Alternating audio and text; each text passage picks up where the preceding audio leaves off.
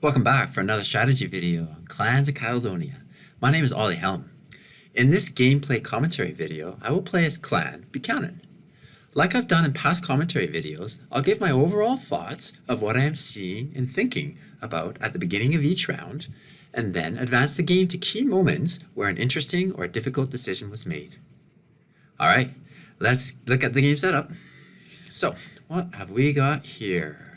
The clans are Campbell, MacDonald, and Buchanan. At first glance, I'm liking Buchanan. By the way, I'm assuming that you know how to evaluate the basic strengths of each clan. If you do not, or need a refresher, check out my related videos in the description below. With ports, Campbell is at a disadvantage given that there's no basic or switcheroo port. Buchanan is at an advantage because there's a contracts port and the reuse port. The best starting port on the board is the processed goods port, since it will give a £10 benefit right away. There are some decent contracts available, so the contracts port may not give an immediate benefit, though it might be worth using the port anyways to get the extra £5 and hope for a better contract. 5 of the top 25 contracts are available, based on net cost to points, led by the 2 cow contract at number 7. So that benefits Buchanan because they will get 2 good contracts to start the game. One other minor point to mention is that many of the contracts require wool, so that is a minor disadvantage for Campbell since they normally focus on producing processed goods rather than placing sheep in. The board layout is not great for MacDonald, given the large amount of small water bodies and the small central log. That said, there's an interesting setup by the processed goods port, which I will talk about when discussing worker placement. Otherwise, there's not much else to say about the layout. Finally, regarding glory tiles, there is nothing particularly noteworthy to say. The processed goods glory tile might mean an extra 3 points for Campbell, though that is not clear at this point. And the edge glory tile means that starting workers probably will be on the edge of the board. So, to summarize all of this into a bid, I am liking Clan Buchanan much more than the other 2 clans, but I am not sure I am willing to bid up to 20 as being first player is not so crucial here. As a rough guideline, I value being first player and taking the first clan at about 10 points each, and then I adjust from there depending on how strongly I want a clan and or first player. Let's see how the auction played out. I stopped on 16 and the top bid went for 17. Surprisingly, Campbell was taken first, so I was really happy to build when I did. I took Buchanan at 10. On a side note, I want to make it clear that just because I think one clan is better than another, it doesn't mean it was a mistake to take Clan Campbell. Some clans are favored by players because they play them better than others, or it is easier to take advantage of their clan benefits. It took me a while before I, quote, figured out how to maximize Buchanan's benefit. Let's talk about worker placement. The processed goods port is the best of the 4 ports, so I would expect all clans to place there. Often, the forest 1 hex is chosen as a starting spot because it is cheap and it is on an edge tile, which gives glory points. However, MacDonald could easily block access to the port by starting with a fisherman and claiming this 1 hex. That makes the 2 mountain 3 hexes the best places to start for Campbell and Buchanan. You can get edge glory for this hex, or you can get easy expansion across the bottom of the board with this hex, so I prefer the latter. Campbell plays a starting worker on the forest 1 hex, which means that they will have to play their first move on this 1 hex to get access to the port. That means they are giving up first choice of contract. The alternative is to take the best contract, probably get blocked, and then use the 5 hex to get to the port. That is not as bad as it sounds, as there is glory for 5-6 hexes. Also, it is possible that MacDonald might prefer to snag the next best contract instead of blocking on the 1 hex. We shall see. I place next to the contracts port because it is a really good port for Buchanan, and it is easy to get locked out of it on this layout if there's someone else who starts there. I also took this mountain 3 hex for easier expansion along the south and potentially the north. Round 1. With Campbell placing on the 1 hex, that left the excellent 2 cow contract for me. MacDonald immediately used the contracts port and secured the very nice 2 bread contract, which is the number 2 contract for our game. In addition, they get an extra £5, which will surely come in handy. They can complete the contract right away to expand onto the forest 5 hex for free, and claim another contract to earn £5, so that worked out really well for MacDonald. Meanwhile, I was free to take the 4 wool contract. This is a very good contract from a cost-benefit ratio point of view, but I've noticed that many people stay away from this contract, likely because it is actually quite difficult to complete without buying the wool. Nevertheless, I am really happy with my contracts as I have the 7th and 10th best contracts available. With the southern 1 hexes relatively secure, I decided to make my move north. MacDonald likely would have blocked me on the forest 1 hex, so I chose to go for the port rather than the central lock. Getting to the central lock is important for 3 reasons: to secure the cheap hexes around it, to get untouched territory before your opponents, and to get more settlements. MacDonald could get any remaining cheap hexes around the central lock, and I could get to the untouched territory by placing a unit on the 5 hex. The extra 2 points for the 5/6 glory is kinda nice too. My round 1 clan benefit was £5 from being able to take a second contract.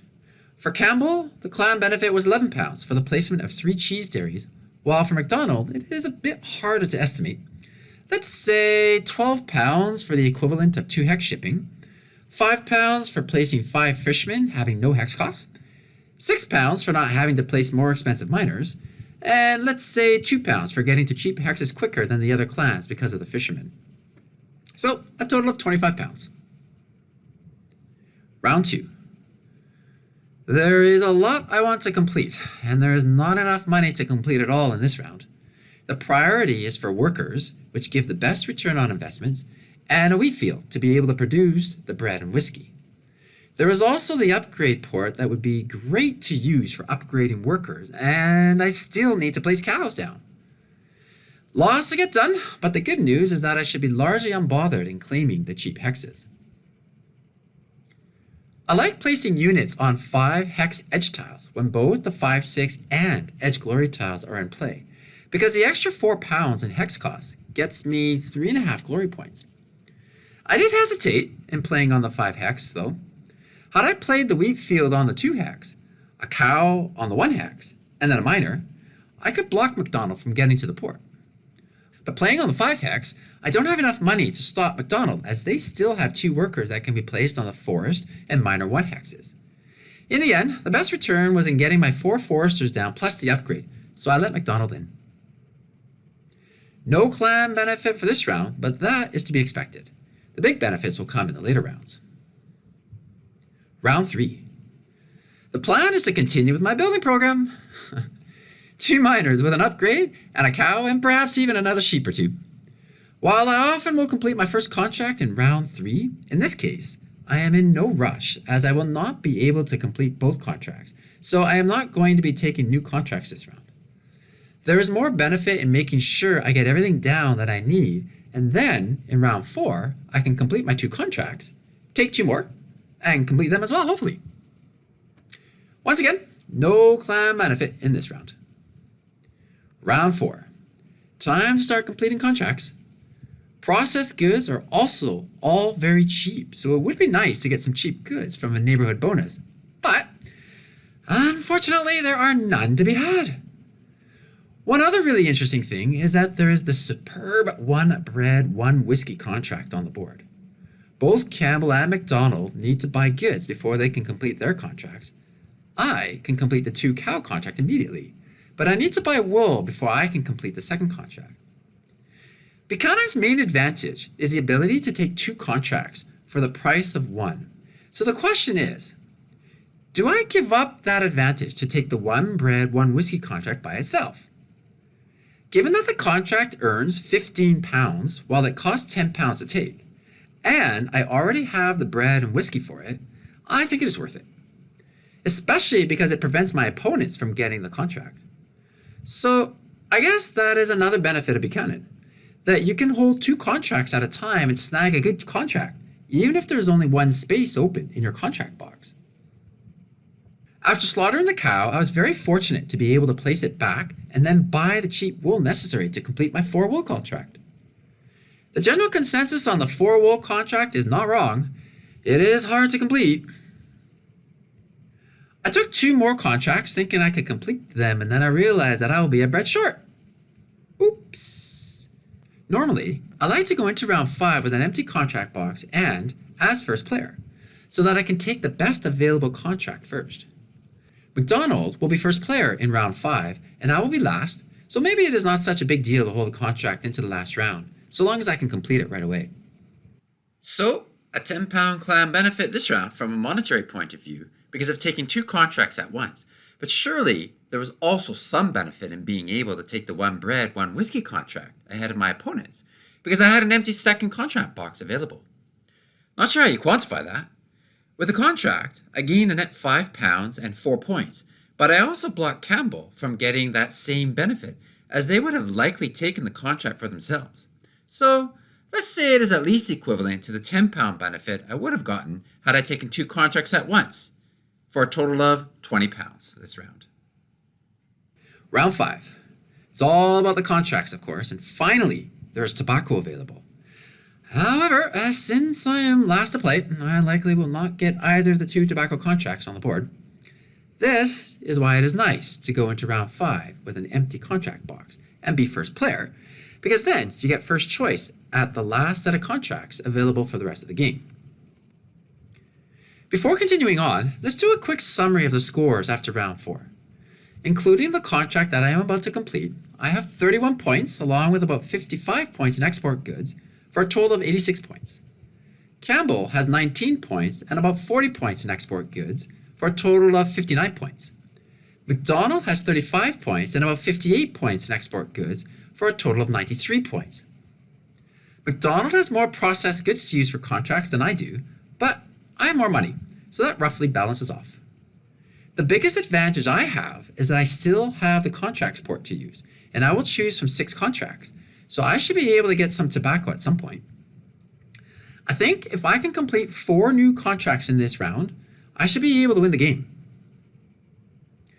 As expected, the 2 tobacco contracts are taken right away. So, when it is my turn to take contracts, I have a difficult choice to make. It is unlikely that I will play a 4th factory down to get free bonus contracts, as I haven't even played a 3rd one down yet. So if I'm going to complete 4 contracts, then I need to take 2 from the board and get 2 from the contracts port. Better to take the 2 from the board now so that I can choose what I want instead of being stuck with 2 lesser ones at the end of the game that I may not even be able to complete. There are 3 contracts that I am considering. This one is the best of the 3 because I get money back and a merchant, which can be useful later in the game and also gives me 1 glory point. I like the 4 sugarcane contract because I have the processed goods and I get a bit of money back.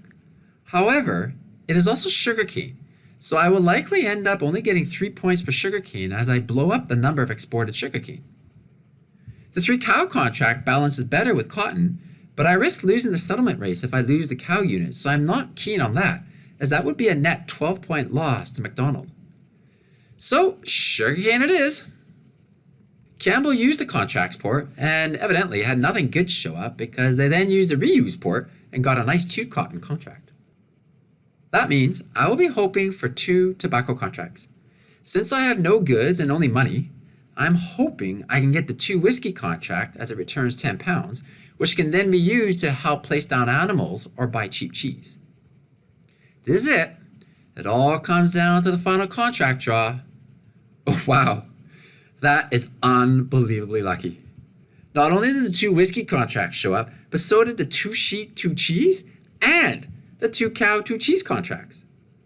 This contract draw was lucky, but I can say it is not unusual to get a so-called lucky draw with Buchanan because you get 6 contracts to choose from.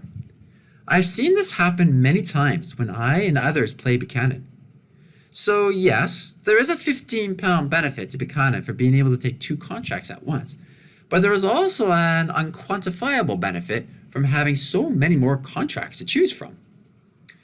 So now the question is, which animal contract to choose? Tobacco will be worth 5 points apiece, assuming McDonald completes the cotton contract they just took. That makes the 2 cow contract worth a net 14 points, while the 2 sheep contract is worth a net 13 points. The sheep contract also has a free expansion, and I have 2 sheep, whereas I only have 1 cow. 2 sheep it is. What is also convenient is that this 1 hex is still available, even after I slaughtered my cow. so I can place another sheep down to gain 2 settlement backs and get cheap whiskey. There is also this one hex where I can get cheap cheese, so hopefully it is still there on my next turn. It is! Everything is going right for me at the end of this game.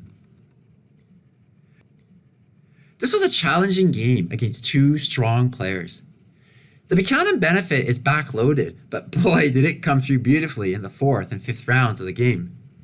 The total monetary benefit for this clan was only £35 from taking an extra contract in round 1 and twice taking contracts in round 5. But clearly, there were also sizable but unquantifiable benefits in having a second contract box and getting 6 contracts to choose from in the contract bonus. That's it. I hope you found my commentary helpful. Feel free to leave comments below and happy playing!